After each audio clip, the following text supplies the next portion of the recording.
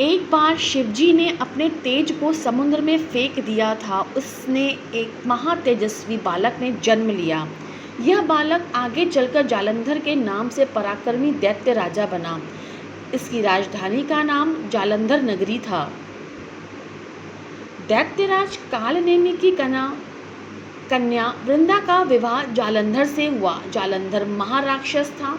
अपनी सत्ता के मद में चूर उसने माता लक्ष्मी को पाने की कामना से युद्ध किया, परंतु समुद्र से ही उत्पन्न होने के कारण माता लक्ष्मी ने उसे अपने भाई के रूप में स्वीकार किया। वहां से पराजित होकर वह देवी पार्वती को पाने की लालसा से कैलाश पर्वत पर गया। भगवान देवाधिदेव शिव का रूप धरकर माता पार्वती के समीप गया, परंतु मां ने अपने योग बल से उसे तुरंत ही पहचान लिया तथा वहां से अंतर्ध्यान हो गई। देवी पार्वती ने क्रुद्ध होकर सारा वृत्तांत भगवान विष्णु को सुनाया। जालंधर की पत्नी वृंदा अत्यंत पतिव्रता स्त्री थी। उसी के पतिव्रत धर्म की शक्ति से जालंधर न तो मारा जाता था और न ही पराजित होता था। इसीलिए जालंधर का नाश करने के लिए वृंदा के पतिव्रत धर्म को भंग करना बहुत आवश्यक था। इसी कारण भगवान विष्णु श्री ऋषि का वेश धारण करके वन में जा पहुंचे, जहां वृंदा अकेली भ्रमण कर रही थी।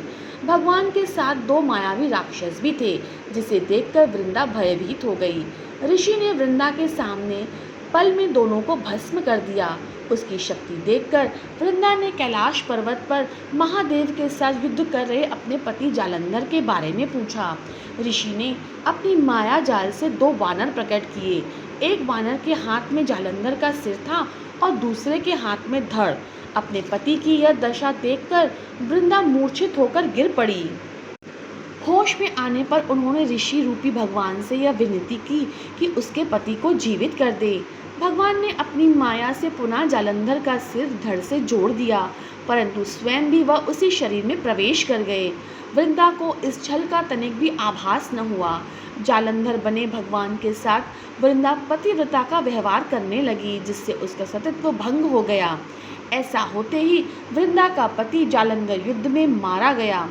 इस सारी लीला का जब वृंदा को पता चला तो उसने क्रुद्ध होकर भगवान विष्णु को हृदयहीन शिला होने का श्राप दे दिया। अपने भक्त के श्राप को भगवान विष्णु ने स्वीकार किया और शालिग्राम पत्थर बन गए। सृष्टि के पालनकर्ता के पत्थर बन जाने से ब्रह्मांड में असंतुलन की स्थिति हो गई। यह देखकर सभी देवताओं ने वृंदा से प्रार्थना की कि वह भगवान विष्णु को श्राप से मुक्त कर दे। वृंदा ने भगवान विष्णु को श्राप मुक्त कर स्वयं आत्मदाह कर लिया। जहाँ वृंदा भस्म हुई वहाँ तुलसी का पौधा उगा।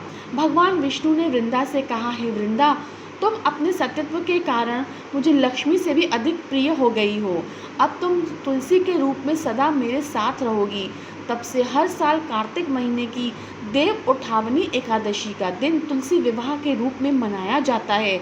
जो मनुष्य भी मेरे शालिग्राम रूप के साथ तुलसी का विवाह करेगा, उसे इस लोक और परलोक में विपुल यश की प्राप्ति होगी। उसी दैत्य जालंधर की यह भूमि जालंधर नाम से विख्यात है।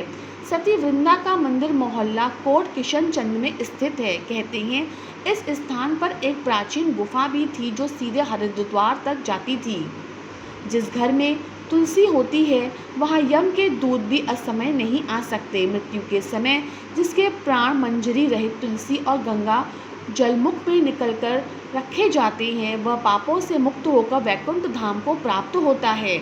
जो मनुष्य तुलसी व आंवले की छाया में अपने पितरों का श्राद्ध करता है, उसको पितर के मोक्ष की प्राप्ति होती है।